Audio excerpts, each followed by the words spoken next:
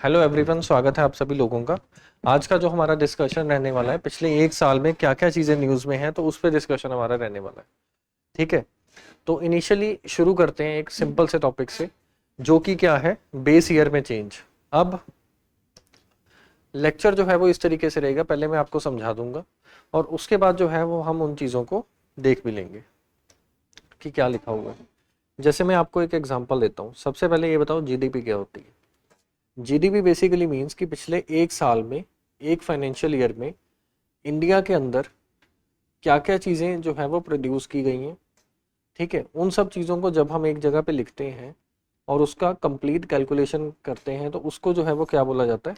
GDP बोला जाता है। ठीक है, अब जीडीपी जो है वो कंपैरिजन करेंगे। जैसे आप लोगों ने न्यूज़ में सुना होगा, जीडीपी 6% से ग्रो कर रही है या 7% से ग्रो कर रही है। ये 6% या 7% असल में होता क्या है? ये बेसिकली ये होता है कि पिछले सालों के कंपैरिजन में इस साल जीडीपी में कितना ग्रोथ देखने को मिला। जैसे मान लो ये कुछ इस तरीके से है, लास्ट ईयर आपके मैथ्स में जो है वो कितने मार्क्स आए थे? 10 मार्क्स आए थे। और इस साल आपने मान लो कितने मार्क्स लिए? 50 मार्क्स लिए। तो आपकी ग्रोथ जो है वो क्या हुई? 5 टाइम्स, यानी कि 5 गुना जो है वो आपकी क्या होगी? ग्रोथ होगी। इसी को जो है कंटेक्स्ट में यूज करेंगे, इसको बोला जाता है बेस ईयर। क्या बोला जाता है? Base year. Base year basically वो होता है कि पिछले सालों के कंपैरिजन में इस साल कितनी ग्रोथ है। लेकिन बेस ईयर में एक चीज़ का और ध्यान रखना होता है कि बेस ईयर जो है वो ना ही कोई बूम का पीरियड होना चाहिए और ना ही कोई रिसेशन का पीरियड होना चाहिए।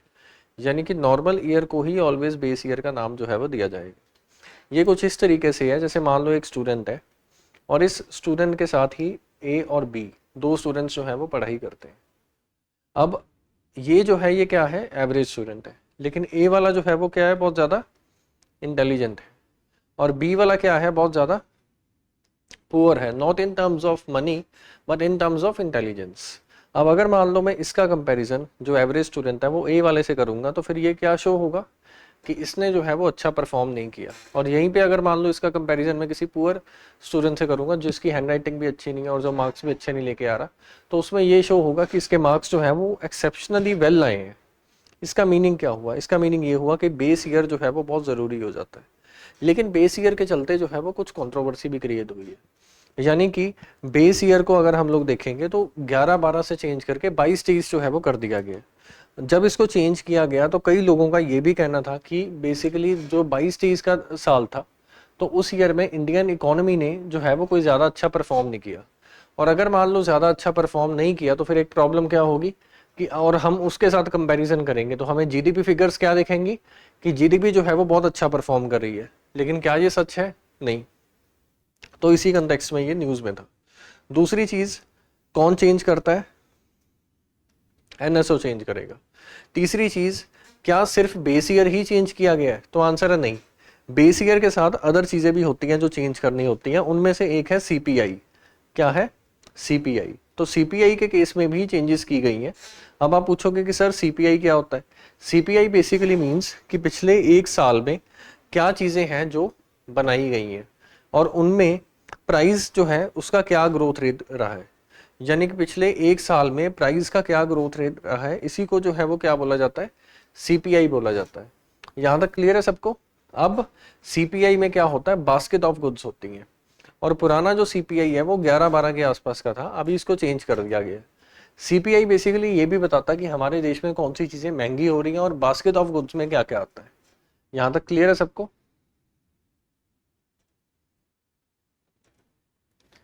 बास्केट ऑफ गुड्स में क्या क्या आएगा। ठीक है, और सीपीआई की वैल्यूज में ये शो भी होता है कि हमारे कंजम्पशन बास्केट क्या है। अगर हम लोग बात करें पुराने टाइम में और अभी, पिछले 10 साल में इंडिया की जो कंजम्पशन बास्केट है वो भी चेंज हुई है। यानी कि पहले हमारी कंजम्पशन में जो है वो कुछ अलग चीज़ें थी, जैसे मान लो रेडियो, सीडी, डीवीडी, ये सब चीज़ें थी। लेकिन आज की डेट में हमारी जो कंजम्पशन बास्केट है इसमें कुछ प्लेटफॉर्म्स हैं, सब्सक्रिप्शन की अपनी फीस है, एआईज हैं और ये सब चीज़ें हैं। जब इन सब चीज़ों को ऐड ऑन किया गया तो फिर ये देखा गया जो सीपीआई में कुछ और चीज़ें हैं उनकी रेलेवेंस आज की डेट में जो है वो ऑलमोस्ट ज़ीरो हो चुकी है। और अगर इनकी रेलेवेंस जो है वो बहुत कम हो जाएगी तो फिर होगा क्या? अगर इनकी रेलेवेंस कम होगी तो जो फिगर्स आएंगी हमारे पास वो सही नहीं होंगी, किस चीज़ के लिए, डिसीजन मेकिंग के लिए। और यही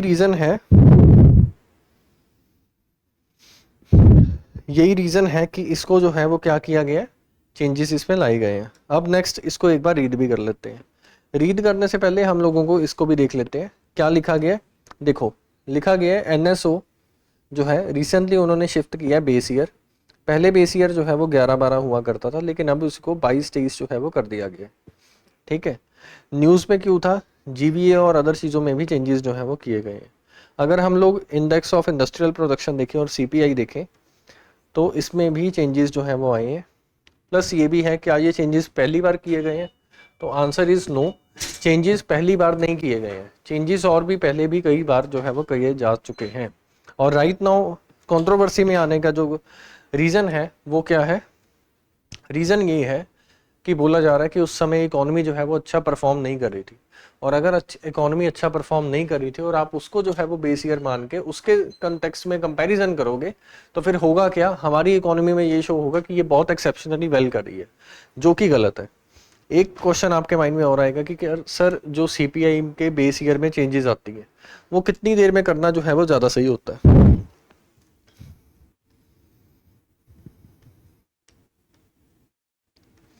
United nation system of national accounts, इसके द्वारा जो है वो ये बोला गया है कि हर 5 साल में जो चेंजेस हैं उनको करना जरूरी होगा।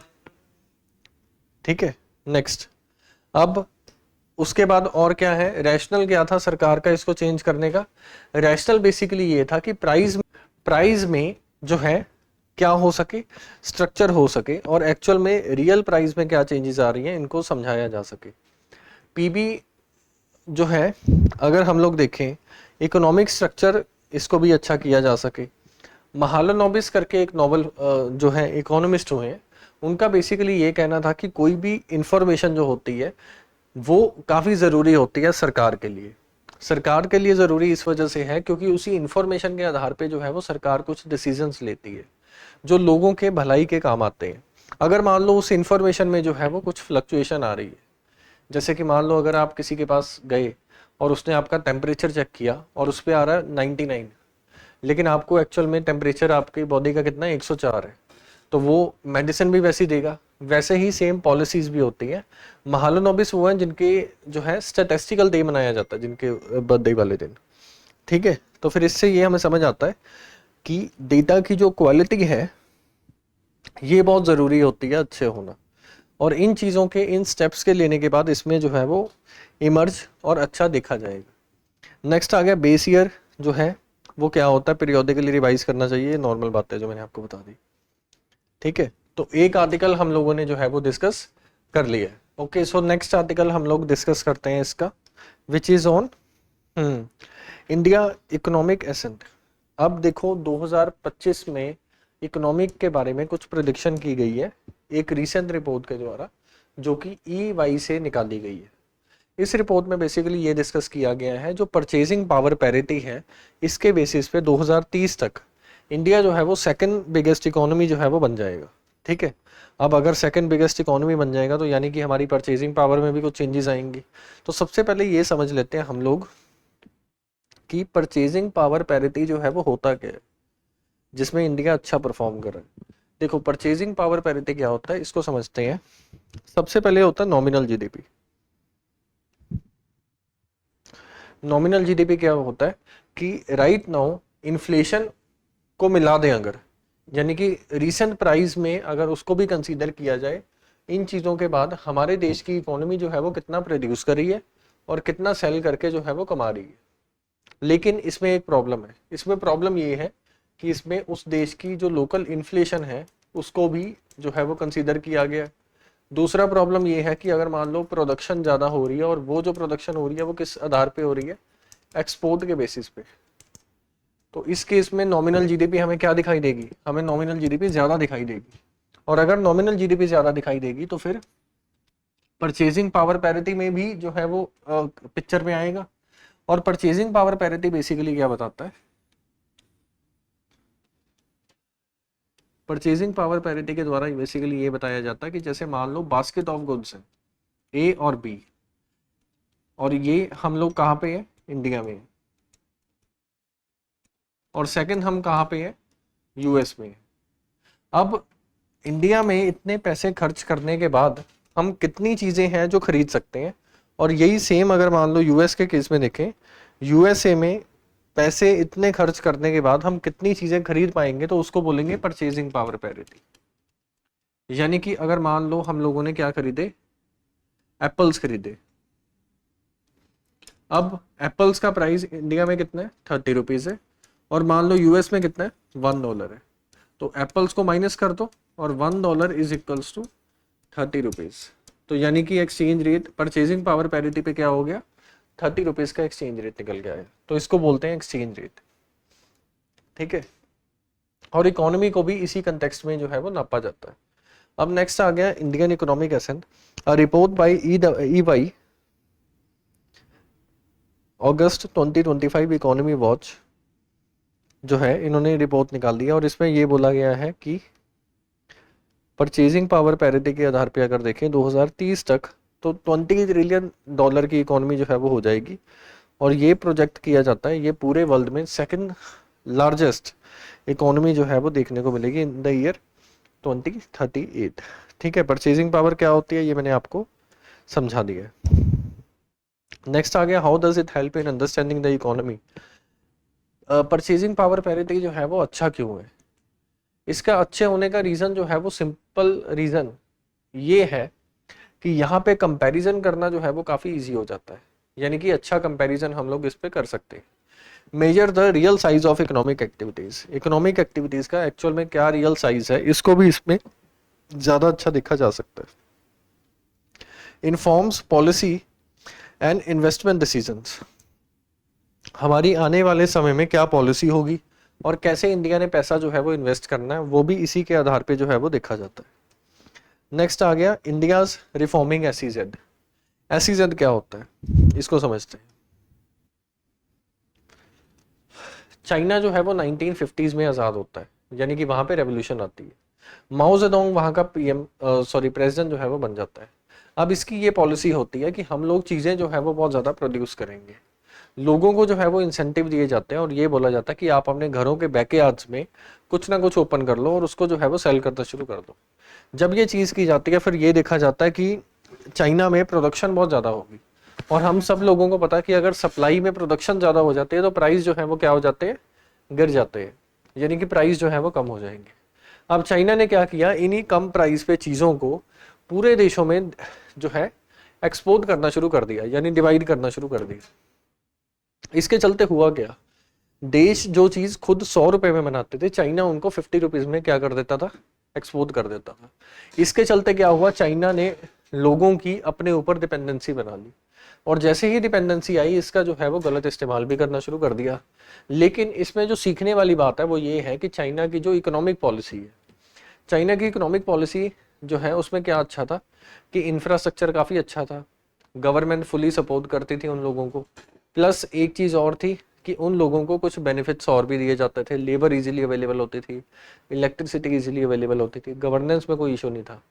इसी चीज को इंडिया ने जो है वो फॉलो किया। 2005 में हमने एक पॉलिसी निकाली जिसका नाम रखा गया SEZ, यानी कि special economic zone. Special economic zone जो है वो बेसिकली वो रीजन है जहां पे आपको हर फैसिलिटी मिलेगी जो एक बिजनेस रन करने के लिए चाहिए।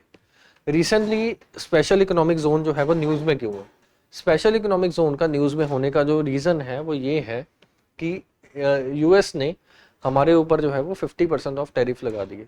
अब जब टैरिफ लगाए गए, special economic zone export driven industries है, यानी कि वो चीजें हैं जो हम फॉरेन देशों में भेजते हैं, लेकिन हमारे ऊपर क्या लगा दिया इन्होंने, हमारे ऊपर लगा दिया गया टैरिफ।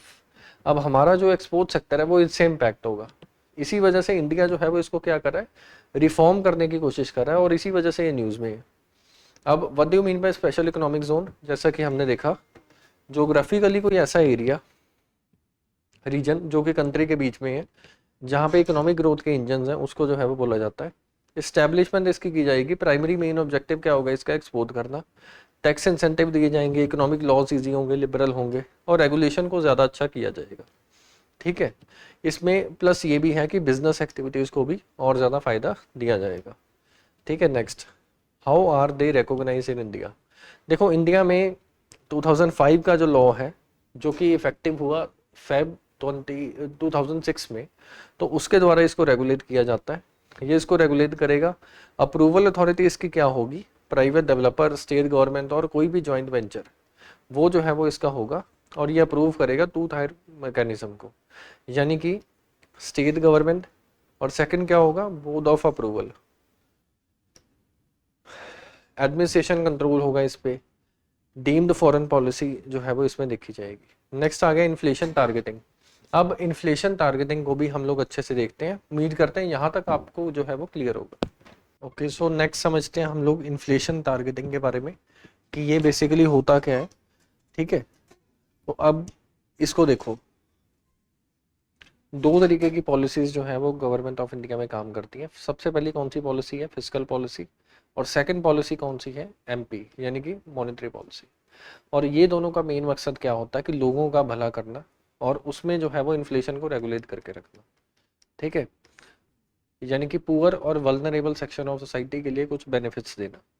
अब इस केस में एमपी यानी कि मॉनेटरी पॉलिसी जो है वो कैसे इन्फ्लेशन को रेगुलेट कर सकती है। इनके पास काफ़ी टूल्स होते हैं, जैसे जिसमें आता है CRR, SLR, repo, reverse repo, ये सब चीज़ें आती हैं। जैसे मान लो इकोनॉमी में इन्फ्लेशन है और इकोनॉमी में जो इन्फ्लेशन है वो बेसिकली डिमांड की वजह से है, यानी कि लोगों के पास पैसा बहुत ज़्यादा है, लोग क्या करते हैं इस पैसे को खर्च करते हैं, जिसके चलते क्या होता जा रहा है, कॉन्टिन्यूसली डिमांड जो है वो इंक्रीज होती चली जा रही है। यानी कि मॉनेटरी पॉलिसी का मेन काम क्या है, इन्फ्लेशन को रेगुलेट करना with the help of instruments which are used by the banks. ठीक है, लेकिन इसमें सबसे बड़ा इशू क्या है, इसमें सबसे बड़ा इशू ये है कि इन्फ्लेशन जो है वो इसके दो रीजंस होते हैं आने के, या तो सप्लाई साइड रीजन होगा या फिर इसका रीजन जो है वो क्या होगा, डिमांड साइड रीजन होगा। अब अगर मान लो बैंकिंग सेक्टर से संबंधित इन्फ्लेशन आती है तो उस केस में मॉनेटरी पॉलिसी का यूज किया जाएगा और इसका यूज करके क्या होगा, इसका यूज करके इन्फ्लेशन को कुछ हद तक रोका जा सकता है। लेकिन अगर मान लो इन्फ्लेशन जो है वो कैसे आया, इन्फ्लेशन आया इन केस ऑफ सप्लाई साइड, तो सप्लाई के केस में तो बैंकिंग सेक्टर ज्यादा कुछ कर नहीं सकता, लेकिन कौन सा सेक्टर ऐसा है जो ज्यादा इफेक्टिव है इन केस ऑफ सप्लाई साइड, तो इसका आंसर ये होगा fiscal policy. Fiscal policy basically means वो पॉलिसी लोगों से आने वाले रेवेन्यू और एक्सपेंडिचर के ऊपर जो बेस्ड, यानी कि टैक्स कलेक्शन एंड एक्सपेंडिचर, कोई भी ऐसी पॉलिसी जो इन चीज़ों से डील करे, इसको कौन सी पॉलिसी बोला जाएगा, फिस्कल पॉलिसी। तो इनिशियली क्या था, 2016 से पहले गवर्नमेंट ऑफ इंडिया अपनी अलग पॉलिसी बनाती थी और आरबीआई जो है वो पॉलिसी में कुछ अलग डिफरेंस होते थे। लेकिन आरबीआई ने ये चेक किया कि हम लोग कोई पॉलिसी बनाते हैं लेकिन इसका जो हमें फ़ायदा है वो ज़्यादा नहीं हो पा रहा, क्योंकि फिस्कल पॉलिसी वह हमारे उसके साथ पॉलिसी के साथ अलाइंड नहीं होती। तो इसी वजह से 2016 में क्या हुआ कि एमपीसी यानी कि मॉनेटरी पॉलिसी कमेटी जो है वो सेटअप की गई, जिसमें लगभग 6 मेंबर होंगे। 3 मेंबर जो है वो फिस्कल पॉलिसी यानी कि गवर्नमेंट को रिप्रेजेंट करेंगे और 3 मेंबर जो है वो मॉनेटरी पॉलिसी यानी कि आरबीआई को रिप्रेजेंट करेंगे। और इनको जो चेयर किया जाएगा वो आरबीआई गवर्नर के द्वारा किया जाएगा। ठीक है, अब इन्होंने जो है वो क्या लिखा है, इन्होंने बेसिकली ये लिखा है इन्फ्लेशन टारगेटिंग। अगर आप इसको देखोगे तो 5 इयर्स में ये देखा गया है, सिग्निफिकेंट डिबेट भी जो है वो हो रही है कि what is the effectiveness of this, कि अगर मान लो हम लोग इन्फ्लेशन को टारगेट कर रहे हैं तो इसकी एफिशिएंसी कितनी है या कितना ये कुछ हद तक इफेक्टिव है। अब अगर इफेक्टिवनेस के बेस पे देखें तो इसका जो मेजर मकसद है वो यही है कि इन्फ्लेशन को रेगुलेट करना, हमारे पास फिगर्स आएंगे और उसको फिर हम लोग क्या करेंगे, सॉल्व करेंगे। लेकिन इसमें ये देखा जा रहा है कि इन्फ्लेशन में तो वो रेगुलेटेड रहती है लेकिन ग्राउंड लेवल पे जो है वल्नरेबल सेक्शन को उसका बेनिफिट जो है वो ज़्यादा नहीं मिल पा रहा। तो यही रीज़न बना इसके न्यूज़ में होने का। अब इस केस में क्या किया जा सकता है, यानी कि मान लो अगर इन्फ्लेशन जो है वो 4 + -2 यानी कि 2 से लेके 6 की रेंज में नहीं है, इसको एक्सीड कर जाए, इससे कम हो जाए, तो उस केस में क्या होगा, उस केस में मीटिंग्स होंगी और आरबीआई जो है वो इस फिगर को दोबारा से रिवाइज करेगी और एक नया इन्फ्लेशन का जो रेंज है वो डिसाइड किया जाएगा। ठीक है, तो इन्फ्लेशन जो है मैंने आपको बता दिया 16 में ये कॉन्सेप्ट आया था, अमेंडमेंट की गई आरबीआई एक्ट में और 4% हेडलाइन इन्फ्लेशन और +-2 की रेंज जो है वो रखी गई है। 6 मेंबर्स होते हैं, जिसमें 3 मेंबर सरकार के और 3 मेंबर कमर्शियल बैंक के होंगे, सॉरी आरबीआई के होंगे। इंडिया का जो एवरेज इन्फ्लेशन का रेट है वो 4.9% है, ये पिछले 2 साल का एवरेज बताया गया, और ये सिग्निफिकेंटली इम्प्रूव किया है from 6.8 average of the preceding year से। राइट नाउ जो डिबेट हो रही है वो ये हो रही है कि सीपीआई की जो बास्केट है उसमें से कुछ चीज़ों को जो है वो निकाल दिया गया है, जिसके चलते इन्फ्लेशन रेट जो है वो हमें मोर बैलेंस्ड और स्टेबल दिखेगा। और अगर मान लो ये होगा तो सही फिगर्स नहीं आएंगे और उसके चलते जो है वो प्रॉब्लम इमर्ज हो सकती है। आरबीआई का स्टांस ये है कि ये बेसिकली जो है वो स्टेबिलिटी को ही रिप्रेजेंट करेगा, और क्रिटिसाइज का ये कहना है कि ये प्रो कोर जो है वो नहीं है, यानी कि इसमें फूड और फ्यूल को कम कर दिया गया। अगर फूड और फ्यूल को कम कर देंगे तो फिर प्रॉब्लम क्या आएगी, फूड और फ्यूल को कम करेंगे, ज़्यादा फ्लक्चुएशन इस केस में ही आती है। इन्हीं चीज़ों से इन्फ्लेशन जो है वो ज़्यादा रेगुलेट और फ्लक्चुएट होती है, तो इसी वजह से डिबेट का रीज़न जो है वो ये देखा जाए। चलिए अब चलते हैं नेक्स्ट आर्टिकल की तरफ। ओके, सो नेक्स्ट आर्टिकल हम लोग डिस्कस करते हैं। नेक्स्ट जो है वो किसके ऊपर है, इकोनॉमिक फ्रीडम इंडेक्स के ऊपर है, और ये जो है वो काफ़ी न्यूज़ में था। रीज़न इसका ये है कि पिछले 7 साल में, पिछले प्रीवियस 7 ईयर्स में सबसे लोएस्ट स्कोर जो है वो इंडिया का आया है, ठीक है। और ये बोला जा रहा है कि इकोनॉमिक फ्रीडम जो है वो इंडिया में लोगों को ज़्यादा नहीं है, यानी कि इकोनॉमिक डिपेंडेंसी जो है वो ज़्यादा है। अब सबसे पहला क्वेश्चन ये आएगा कि सर जो इकोनॉमिक फ्रीडम इंडेक्स है ये कौन निकालता है। ये बेसिकली निकाला जाता है हेरिटेज फाउंडेशन के द्वारा, और इसमें इंडिया जो है वो 128 पोजीशन पे आया है, जिसमें कंट्रीज है 184, मतलब 184 में से 128 नंबर जो है इंडिया का। अब इसकी इंडिया की पोजीशन को देखते हैं। India slip to 128 position with the score of 53 out of 100, और ये मोस्टली जो है वो क्या है, अनफ्री है। और ये भी बोला जा रहा है with is lowest score in the 7 years, पिछले 7 ईयर्स में ये सबसे लोएस्ट है स्कोर, ठीक है। और टॉप ग्लोबल परफॉर्मेंस जो है वो किन कंट्रीज के द्वारा दी गई है, एक तो सिंगापुर के द्वारा दी गई है, स्विट्जरलैंड, आयरलैंड और ताइवान के द्वारा जो है वो दी गई है। ग्लोबल ट्रेंड की बात करें तो एवरेज स्कोर जो है वो स्लाइटली इम्प्रूव हुआ है, ठीक है।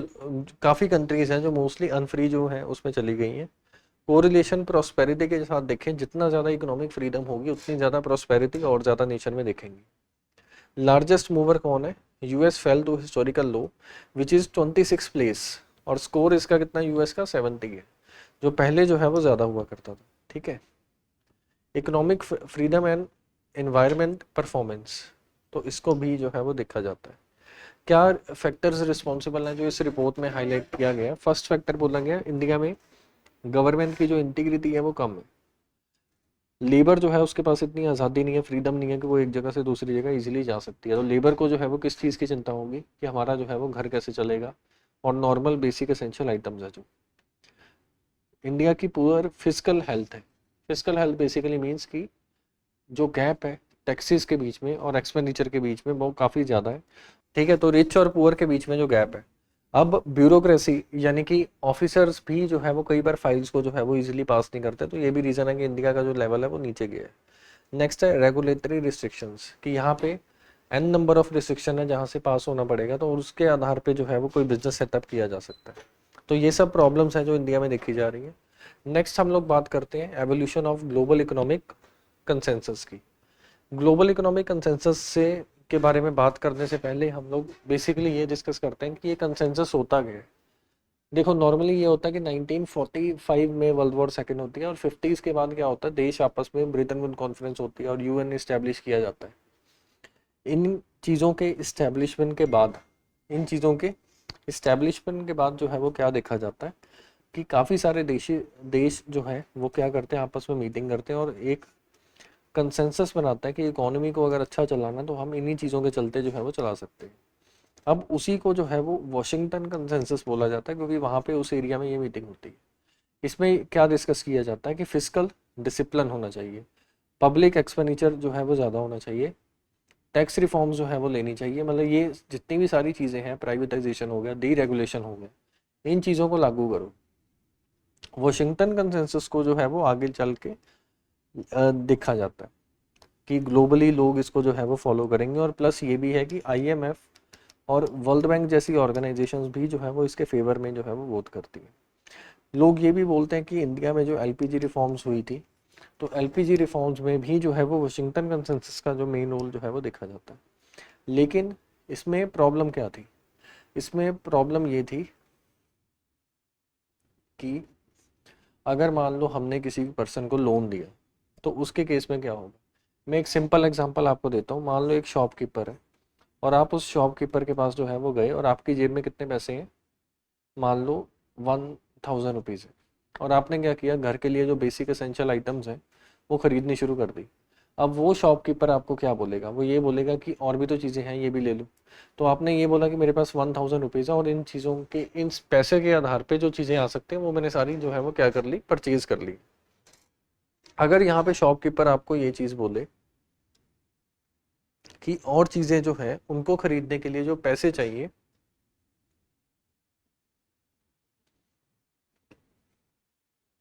वो पैसे भी मेरे द्वारा ही प्रोवाइड किए जाएंगे, तो आप उसको क्या बोलोगे? आप बोलोगे ये तो बहुत अच्छी चीज़ है, इससे अच्छा क्या हो सकता है। और इतने में ही वो कॉल किसको करे? ईएमआई वाले को, और आपके ऊपर जो है वो एक बर्डन लगा दे कि आपकी आने वाली जो फ्यूचर इनकम है वो आज ही उस पर्सन के नाम पे हो गई।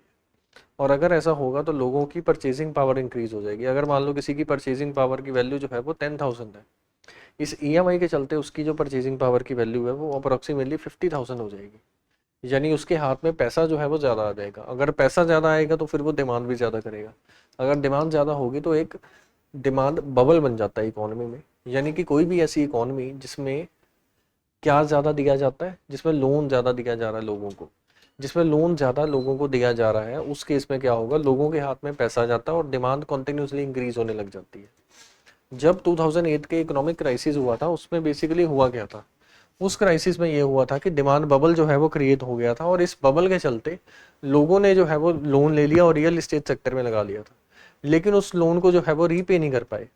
रीपे नहीं कर पाए तो फिर क्या हुआ, ये बबल जो है वो क्या हो जाता है, बर्स्ट हो जाता है।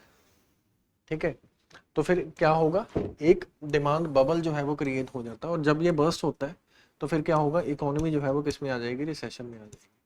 जब वाशिंगटन कंसेंसस में ये देखा गया कि इजीली जो है वो चीज़ों को होने दो और इकोनॉमी जो है वो इसमें ग्रो करेगी, तो फिर जो है एक न्यू स्कूल ऑफ थॉट आया जो कि ये कह रहा था कि वाशिंगटन कंसेंसस में भी जो है वो प्रॉब्लम्स है। ठीक है, यानी कि लॉस ऑफ कॉन्फिडेंस। और इसमें प्रॉब्लम क्या है जिसकी वजह से जो है वो ये हुआ कि इकोनॉमी देशों की जो है वो रिसेशन में चली गई। अब इसके बाद राइज ऑफ चाइना हुआ as a global power in case of economy, तो डी इंडस्ट्रियलाइजेशन भी हुई। ठीक है, और सर्ज ऑफ इनइक्वालिटी हुई। तो उसी चीज़ों को जो है वो डिस्कस किया गया। ठीक है, 2021 में G7 की जो मीटिंग हुई है उसमें कुछ चीज़ें हैं, जो कुछ रेगुलेशंस हैं। वाशिंगटन कंसेंसस में मान लो 10 चीज़ें हैं, उन सब चीज़ों को हम अगर मॉडिफाई कर देंगे तो उसके बाद 3-4 चीज़ें रहेंगी जो कि नॉर्मली इकोनॉमीज के लिए अच्छी होंगी, जिसमें प्रॉपर रेगुलेशन होगी, जिसमें फ्रीनेस कम होगी, तो उसको जो है वो न्यू कंसेंसस बोला जाता है। ठीक है, तो इस वजह से ये न्यूज़ में है, तो आप लोगों ने ये देख लिया। नेक्स्ट आ गया ओवरहॉलिंग द सीपीआई। अब इसको देखते हैं। तो नेक्स्ट आर्टिकल जो है वो डील करते हैं which is overhauling the CPI. अब इसमें क्या डिस्कस किया गया है, ministry of stats and program implementation के द्वारा सीपीआई को जो है वो शिफ्ट किया गया फ्रॉम 2012 टू 24। अब ये जो शिफ्ट किया गया है ये क्यों किया गया है? देखो, सीपीआई की जो पुरानी फिगर्स थी वो 2011 के हिसाब से है, और अगर हम लोग 11 के फिगर्स देखते हैं तो उसमें प्रॉब्लम क्या है, उस समय लोगों की जो कंजम्पशन है वो अलग है, लोगों की कंजम्पशन बास्केट में जो चीज़ें हैं वो भी अलग है। रूरल इकोनॉमी और अर्बन इकोनॉमी में जो है डिफरेंसेस बहुत ज़्यादा है, डेमोग्राफिक डिविजन भी चेंज हुआ है उसके बाद। अब हम लोग कब आ गए हैं, 24 में आ गए हैं। जैसे मैंने पहले भी आपको बोला था कि महालनोबिस करके एक पर्सन हुए हैं जो कि इकोनॉमिस्ट थे, उनका मेन यही कहना था कि अगर हमारे पास फिगर्स जो है वो सही रहेंगी तो इजीली उन ऑडियंस को जो है और उनकी प्रॉब्लम्स को डिस्कस करके सॉल्व किया जा सकता है, और अगर मान लो हमारे पास फिगर्स ही नहीं आ रही तो फिर प्रॉब्लम्स को सॉल्व कैसे करेंगे। तो इसी वजह से सीपीआई में जो है वो चेंजेस की गई हैं। सीपीआई में चेंजेस क्यों की गई हैं उसके बारे में फर्स्ट पेज पे डिस्कशन की गई है। सबसे पहली रीजन क्या था कि इंफॉर्मेशन जो है वो क्या थी, आउटडेटेड थी, यानी पुरानी इंफॉर्मेशन के बेसिस पे ये हो रही है। ठीक है, नेक्स्ट ये था कि डिजिटल रेवोल्यूशन के चलते लोगों का जो कंजम्पशन है वो अभी न्यू कंजम्पशन ओटीटी प्लेटफॉर्म्स और ऑनलाइन शॉपिंग के ऊपर भी आधारित है। एक रीजन ये भी है कि इम्प्रूव डेटा सोर्सेज, यानी कि पहले जो सीपीआई को कैलकुलेट करने के तरीके यूज किया जाते थे वो अलग थे और अभी जो है वो अलग है, और फाउंडेशन जो है वो नई रखी गई है न्यू इन्फॉर्मेशन की, जिसमें हाउस होल्ड कंजम्पशन जो है वो बिल्कुल ही अलग है। How can it give a estimation of this, कि मतलब कैसे ये अच्छी एस्टिमेशन जो है वो कर सकता है। इसमें रिप्रेजेंटेटिवनेस को जो है वो इंक्रीज किया गया है, मेजरली कई चीज़ों को ऐड ऑन किया गया और पुरानी चीज़ों को जो है वो इससे रिमूव किया गया है, और इसी बेसिस पे जो है वो इसकी इफेक्टिवनेस और एफिशिएंसी जो है वो ज़्यादा इंक्रीज हो गई है। अब अगर मान लो हम नेक्स्ट बात करते हैं एक्यूरेसी की, वो भी इस केस में जो है वो ज़्यादा देखी जाती है, लेकिन इसमें भी कंट्रोवर्सी का कोई रीज़न है, और वो रीज़न ये है कि इसमें जो फ्लक्चुएटिंग आइटम्स हैं जैसे फूड और फ्यूल हो गया, उसको कम डोमिनेंस जो है वो दी गई है। इन्फॉर्म्ड पॉलिसी फॉर्मुलेशन और स्ट्रक्चरल इनसाइट, तो ये सब चीज़ों के चलते ये न्यूज़ में है। नेक्स्ट आ गया गैप, और ये गैप जो है वो किन दो चीज़ों में बताया गया है। इन्होंने बोला gap between nominal and real GDP is shrinking. इसको समझते हैं। सबसे पहले ये समझो नॉमिनल जीडीपी क्या होती है।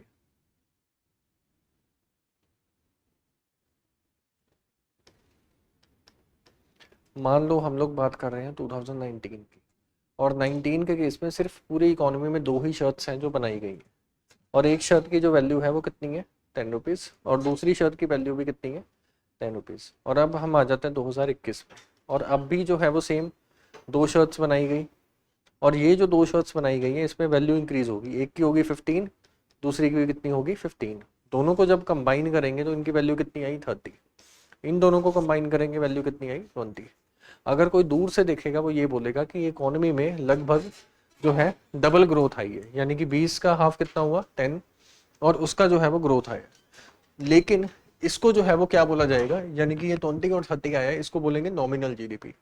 लेकिन अगर एज सच प्रोडक्शन को कैलकुलेशन जो है वो इसकी करेंगे तो इसको क्या बोलेंगे रियल जीडीपी।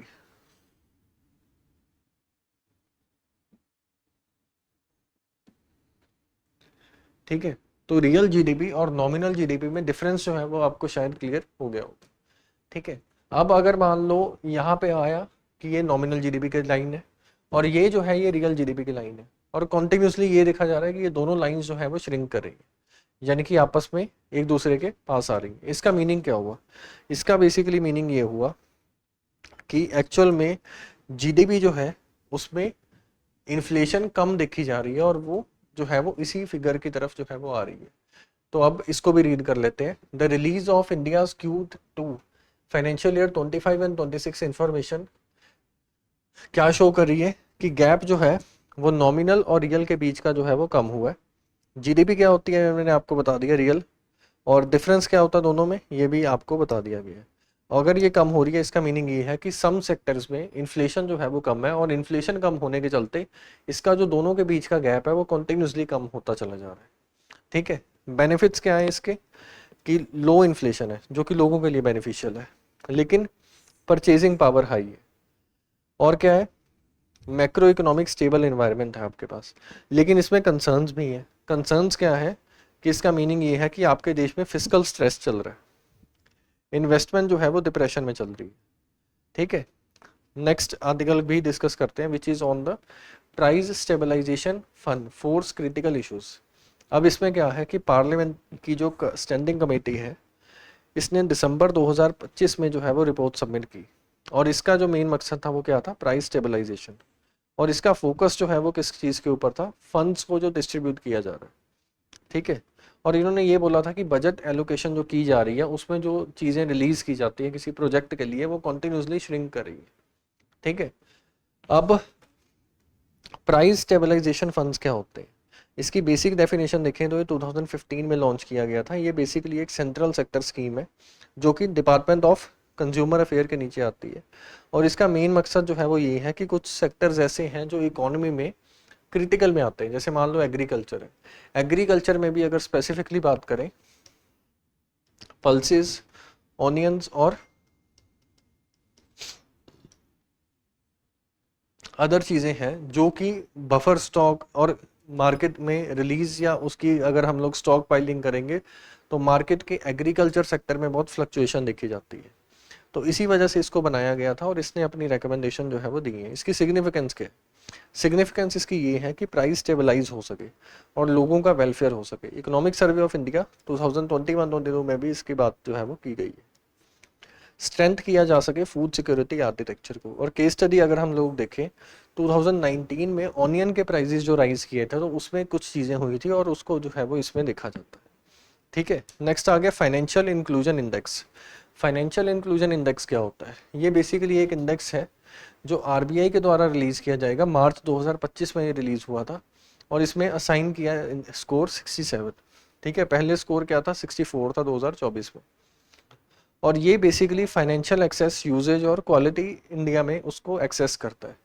लो insurance, inactive accounts, limited uptake और इंफॉर्मेशन ना होना, तो इन सब चीज़ों को इसमें देखा जाता है। यानी कि फाइनेंशियल चीज़ों की इंफॉर्मेशन ना होने पे ये और ज़्यादा राइज करने लगेगा। फाइनेंशियल इंक्लूसिव इंडेक्स जो है वो basically financial inclusiveness in the country को कैप्चर करता है और जिसमें sectors like banking, insurance, investment, pension and postal services जो है वो आती है। स्कोर जो है वो इसका 0 से लेके 100 के बीच में दिया जाता है, जिसमें हमने अभी स्कोर जो है वो डिस्कस किया। अगर मान लो एसेट्स हैं तो उसको 35 की वेटेज दी जाएगी, यूजेज को 45 की वेटेज और क्वालिटी को 20 की वेटेज जो है वो दी जाती है। ठीक है, नेक्स्ट आ गया unified pension scheme. Now what do you mean by unified pension scheme? Unified pension scheme जो है वो अप्रैल 2024 में जो है वो आई थी। ठीक है, और ये बोला गया था कि जो पेंशन लोगों को दी जा रही है उसको इन्फ्लेशन के साथ एडजस्ट करके देना। तो इसी वजह से ये न्यूज़ में थी, अनाउंस किया गया था अप्रैल 2024 में।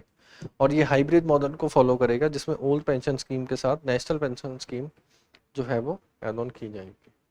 इसमें होगा क्या, स्ट्रक्चर इसका क्या होगा कि एम्प्लॉयज़ जो है वो 10% कॉन्ट्रीब्यूट करेंगे, बाकी जो 18.5% का वैल्यू है वो सरकार के द्वारा कॉन्ट्रीब्यूशन उसकी की जाएगी। और ये भी प्रोवाइड किया जाएगा कि 50% ऑफ एवरेज बेसिक पे, जो कि 12 मंथ में देखा जाएगा। मिनिमम पेंशन 10,000 पर मंथ की दी जाएगी और ये लास्ट करेगी 10 साल तक। ठीक है, नेक्स्ट यूपीएस, एनपीएस और ओपीएस के बीच का डिफरेंस जो है वो समझाया गया, जिसको आप लोग देख सकते हैं। नेक्स्ट आगे जीएसटी रिफॉर्म्स जो 2025 में ली गई है। आप देखते हैं जीएसटी रिफॉर्म्स को। जीएसटी रिफॉर्म्स में देखो रिसेंटली जीएसटी काउंसिल ने जो है वो अप्रूवल दे दिया है किसको? India's most comprehensive tax reform जो है वो इसको बोला जा रहा है। कैसे इसको समझते हैं? देखो 2017 में जो है 1 जुलाई 2017 में जीएसटी आया था। उस समय इसमें 4 स्लैब्स हुआ करती थी, लेकिन अभी इन स्लैब्स को कम करके 3 पे ले आए हैं और जिसमें से भी बाइफर्केशन और ज़्यादा अच्छे से कर दी है। जैसे 5% किन के लिए रखा गया है? एसेंशियल आइटम्स के लिए। 18% किन के लिए रखा गया है? जो स्टैंडर्ड रेट है नॉर्मली आइटम्स के लिए 18% रख लो। और 40% जो है वो किन के लिए रखा गया है? जो लग्जरी आइटम्स हैं या फिर जो सिन गुड्स। ठीक है, अब सिन गुड्स कौन सी होती है? अल्कोहल, टैबैको, ये सब चीज़ें जो है वो सिन गुड्स में आता है। और एसेंशियल आइटम्स में इसको कम किया गया है, जैसे मान लो एग्रीकल्चर हो गया या इन सब चीज़ों को जो है वो कम कर दिया गया है। नेक्स्ट आ गया डिस्प्यूट प्रोन कैटेगरी, कि वो भी इसमें जो है वो बनाया गया। सर्टेन हेल्थ और जो है एजुकेशन से संबंधित भी रिफॉर्म्स इसमें की गई हैं। ठीक है, क्लियर है? ठीक है, अब इसको भी समझते हैं कि डिस्प्यूट प्रोन कैटेगरीज जो है वो इसमें बनाई गई हैं, जिसमें नॉर्मली 18% का जो है वो अम्ब्रेला या यूनिफॉर्म जो है वो क्लॉज रखी गई है। हेल्थ और एजुकेशन सेक्टर में अगर हम लोग बात करें तो इसको जीएसटी से क्या किया गया? एग्जेम्प्ट किया गया। 40% डीमेरिट जो है वो बोला जा रहा है, जो कि लग्जरी और सिन गुड्स पे ऊपर लगाए जाएंगे। नेक्स्ट आ गया कि इसके बेनिफिट्स क्या होंगे। इसके देखो मेजर बेनिफिट्स क्या होंगे। इन्फ्लेशन को कम कर देगा, क्योंकि जब टैक्स लगता था तो चीज़ें महंगी हो जाती थी और इन्फ्लेशन जो है वो ज़्यादा हो जाती थी। दूसरी चीज़ है ईज ऑफ लिविंग, कि अगर मान लो टैक्स सरकार कम ले रही है तो आप इजीली जो है वो रह सकते हो और ईज ऑफ लिविंग जो है वो ईजी हो जाएगा आपके लिए। नेक्स्ट है सपोर्ट फॉर एमएसएमई, यानी कि माइक्रो स्मॉल और मीडियम एंटरप्राइजेज जो है उनको एक तरीके से सपोर्ट प्रोवाइड होगी। इंक्रीज कंजम्पशन एंड डिमांड, तो कंजम्पशन और डिमांड दोनों में ही इंक्रीज देखा जाएगा। सोशल प्रोटेक्शन भी मिलेगी। नेक्स्ट आ गया इंटरेस्ट फ्री लोन्स। देखो जब भी बजट बनाया जाता है तो बजट में ऑलवेज दो सेक्शंस होते हैं, एक होता है रेवेन्यू अकाउंट और एक होता है कैपिटल अकाउंट। रेवेन्यू और कैपिटल, और उसी कंटेक्स्ट में एक्सपेंडिचर भी होता है। रेवेन्यू एक्सपेंडिचर वो एक्सपेंडिचर है, वो खर्चा है जो सरकार के ऊपर एक लाइबिलिटी है, जैसे मान लो पेंशन देनी है, सैलरी देनी है, ये सब चीज़ें जो है वो कौन सा एक्सपेंडिचर है, रेवेन्यू एक्सपेंडिचर है। यहीं पे अगर हम लोग कैपिटल एक्सपेंडिचर की बात करें, कोई भी ऐसा एक्सपेंडिचर जिससे क्या क्रिएट हो रहा है, जिससे मान लो एसेट बन रहे हैं, जिससे हमारे देश में इंफ्रास्ट्रक्चर बन रहा है, तो उसको जो है वो कैपिटल एक्सपेंडिचर में देखा जाता है। कोई भी देश तब ज़्यादा अच्छा परफॉर्म करता है अगर उसके केस में जो है वो कैपिटल एक्सपेंडिचर ज़्यादा है, रेवेन्यू एक्सपेंडिचर देश के लिए जो है वो नुकसानदायक होता है। अब इसी केस में अगर हम लोग देखें, सरकार ने इकोनॉमी को जो है वो रिवाइव करने के लिए और अच्छा करने के लिए क्या किया, 50 साल के लिए बिना किसी रेट ऑफ इंटरेस्ट के जो है वो लोन्स डिस्ट्रीब्यूट किए। ठीक है, और ये स्कीम जो है वो कब लॉन्च की गई थी, फाइनेंशियल ईयर 21 में, जो कि पैंडेमिक रिस्पॉन्स के चलते जो है वो की गई थी, ताकि पब्लिक इन्वेस्टमेंट और इकोनॉमी जो है वो उसमें जो है दोबारा से रिवाइव हो सके। इंटरेस्ट फ्री लोन दिया जाएगा 50 साल के टेन्योर के लिए। ऑब्जेक्टिव क्या है, ताकि इकोनॉमी जो है वो ग्रो कर पाए। स्ट्रक्चर इसका कैसे है कि एक होगा टाइड और एक होता है अनटाइड। ये बेसिकली वो लोन्स हैं जो बिना किसी प्री कंडीशन के जो है वो दिए जाते हैं। यहाँ पे जो है वो कंडीशन के साथ लोन जो है वो दिए जाएंगे। सिग्निफिकेंस क्या है इसकी, मेजर सिग्निफिकेंस ये है कि ये बेसिकली एक कैटलिस्ट की तरह एक्ट करेगा, जो कि रेट ऑफ रिएक्शन को ज़्यादा कर देता है। जैसे इकोनॉमी जो है वो स्लोली ग्रो करी, अगर इसको जो है वो लगाएंगे तो फिर इकोनॉमी ज़्यादा जल्दी ग्रो करेगी। इंस्ट्रूमेंट है एक फिजिकल फेडरलिज्म का। कैसे, क्योंकि जीएसटी हो गया, या फिर मान लो अगर हमने कैपिटल एक्सपेंडिचर ज़्यादा किया तो इससे क्या होगा, स्टेट्स स्ट्रॉन्ग होंगी, तो इस वजह से इसमें फिजिकल फेडरलिज्म जैसे अक्षर यूज़ किए गए। Driver of structural reforms, structural reforms भी इसी के चलते देखा जाएगा। Urban local reforms, enhancing state capital expenditure, तो ये सब चीज़ें इसके फायदे में आती हैं। नेक्स्ट आ गया goods and service tax appellate tribunal. ये बेसिकली गुड्स और सर्विस टैक्स यानी कि जीएसटी से संबंधित कोई आपका केस है तो उसको जल्दी रिजॉल्व करने के लिए जो है वो ये बनाया गया, जिसमें बेसिकली दो जुडिशियल मेंबर्स होंगे, एक टेक्निकल मेंबर होगा और एक जो है वो स्टेट से होगा, और एक टेक्निकल मेंबर सेंटर से, एक स्टेट से। तो अप्रोक्सीमेटली 4 मेंबर्स का जो है ग्रुप इसमें देखा जाता है। ठीक है, फाइनेंस मिनिस्टर ने जो है वो इसको लॉन्च किया था, goods and service tax appellate tribunal, जो कि माइलस्टोन रखा गया था टैक्स जस्टिस और बिजनेस कॉन्फिडेंस के चलते। अब अगर हम लोग इसी उसमें बात करें तो जीएसटी जो है वो जब आया था उसके बाद ये लॉ के तहत जो है वो बनाया गया। ओवरऑल अगर देखें तो 4 लाख के आसपास जो है वो पेंडिंग केसेस इस पे देखे जा रहे हैं। ठीक है, और इसका प्रोसीजर क्या होता है, सबसे पहले टैक्स पेयर का जो है वो अपना खुद का एक जीएसटी नंबर होगा, तो वो अपील करेगा। उसके बाद सेकंड स्टेज में क्या होता है, regardless of whether the dispute arise under the centre और द स्टेट, द मैटर जो है वो सीधा का सीधा जीएसटी एटी में चला जाएगा, ट्रिब्यूनल में चला जाएगा, और उसके बाद फिर जो है वो हाई कोर्ट या सुप्रीम कोर्ट, हायर कोर्ट्स में जा सकता है। ठीक है, इकोनॉमिक सर्वे ऑफ इंडिया 22-23 ने जो है वो इस चीज़ को हाईलाइट किया था। नेक्स्ट आ गया committed expenditure of states on rise. जैसे मान लो कुछ स्टेट्स होती हैं तो उनमें कुछ एक्सपेंडिचर ऐसा होता है जो हमें करना ही होगा, जैसे मान लो सैलरीज होगी, पेंशन होगी। तो recently state of state finance 2025 की जो रिपोर्ट्स आई है, जो कि basically PRS legislative research level पे निकाली जाती है, तो इसमें ये बोला गया है कि स्टेट्स का लगभग जो रेवेन्यू एक्सपेंडिचर है, उस रेवेन्यू एक्सपेंडिचर में 62% एक्सपेंडिचर ऐसा है जो कमिटेड एक्सपेंडिचर है, यानी कि जो एक्सपेंडिचर होगा ही होगा। ठीक है, लेकिन क्या ये अच्छी चीज़ है? नहीं, क्योंकि वो एक्सपेंडिचर किस पे हो रहा है, सैलरीज, पेंशन, इंटरेस्ट पेमेंट्स पे या सब्सिडीज पे। अगर यही मान लो एक्सपेंडिचर उस पे होता, कैपिटल एक्सपेंडिचर पे होता, तो फिर इन्वेस्टमेंट क्रिएट होती है। ठीक है, why is state expenditure arising, ये अराइज क्यों कर रहा है? इसके अराइज करने का मेजर जो लेवल है वो ये है कि सरकार के द्वारा पॉपुलिस्ट स्कीम के चलते लोगों के बेनिफिट के लिए काफ़ी ज़्यादा स्कीम्स चलाई जाती हैं, और इन स्कीम्स के बाद जो है वो खर्चा एक हमारे ऊपर आ जाता है और उसकी लाइबिलिटी क्रिएट हो जाती है, जो गवर्नमेंट जो है वो आगे चल के पे करती है। तो ये रीज़न है। तो यहाँ पे भी यही लिखा गया है, वेलफेयर स्कीम का चलाना और उस स्कीम की जो लाइबिलिटी है वो उस पर आ जाती है। इसको कैसे सुधारा जा सकता है? इसको सुधारने के लिए देखो सबसे पहले क्या किया जा सकता है, बजट स्टेबलाइजिंग फंड जो है वो क्रिएट किया जा सकता है, यानी कि कुछ ऐसा एक सरप्लस अपने पास क्रिएट करके रख लो कि अगर मान लो वहाँ पे डेफिसिट देखने को मिल रहा है, तुरंत ही सरप्लस से पैसा निकाल के उस वहाँ पे जो है वो लगाना शुरू कर दो। सेकंड क्या किया जा सकता है, हमने जो स्कीम्स जो है वो लोगों को दे रखी हैं, उन स्कीम्स को दोबारा से रिविजिट करना और रीडिज़ाइन करना जो है वो किया जा सकता है, जिसमें कॉस्ट कटिंग की जा सकती है। नेक्स्ट आ गया इनहेंसिंग रेवेन्यू प्रोडक्टिविटी, जो हमने एक्सपेंडिचर किया उसको और इनहेंस करना, ये भी एक सोल्यूशन के तौर पे देखा जाता है। नेक्स्ट आ गया committed expenditure on state on rise, तो इसमें भी जो है वो ऑलमोस्ट सेम तरीके की बात की गई है। The national bank for financing infrastructure and development recently raised around 4000 crore 5 to 15 years of bond. ठीक है, तो यानी कि इतना जो है वो बॉन्ड के द्वारा इकट्ठा किया गया।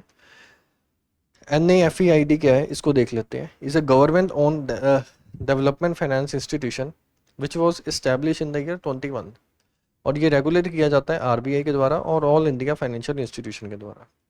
नेक्स्ट ये है कि इसकी फॉर्मेशन जो है वो क्यों हुई। फाइनेंसिस की बैकग्राउंड में बैंकिंग सेक्टर के बीच में भी कुछ गैप्स थे, उन गैप्स को फिल करने के लिए इसकी इस्टेब्लिशमेंट की गई। इकोनॉमिक सर्वे 21 और 22 में भी जो है वो इसके बारे में डिस्कशन की गई। और ग्रोथ का जो हमारा गोल है $5 ट्रिलियन का, उसको और अच्छे से अचीव किया जा सके और जल्दी अचीव किया जा सके, तो इस वजह से इसको इस्टेब्लिश किया गया। ठीक है, how does it work, this basically play a multi role approach, जिसमें क्या होगा, प्रोवाइडर होगा, इनेबलर होगा, कैटलिस्ट होगा। ठीक है, रिस्क कैपेबिलिटीज को ये क्या करता है, कम कर देता है, और कोलैबोरेटिव फाइनेंसिंग जो है उसकी प्रमोशन जो है वो इसमें की जाती है। ठीक है, तो उम्मीद करते हैं आज का डिस्कशन आपको क्लियर होगा। करंट अफेयर को देखो, रिवाइज करो, इसको बार बार रिवाइज करोगे, माइंड में चीज़ें जो है वो फिक्स हो जाएंगी, फिर उनको जो है वो आप एग्जाम में जाके कर सकते हो। Thank you. डियर स्टूडेंट्स, हमारे चैनल को लाइक शेयर सब्सक्राइब करें और अपनी तैयारी को और बेहतर बनाएं।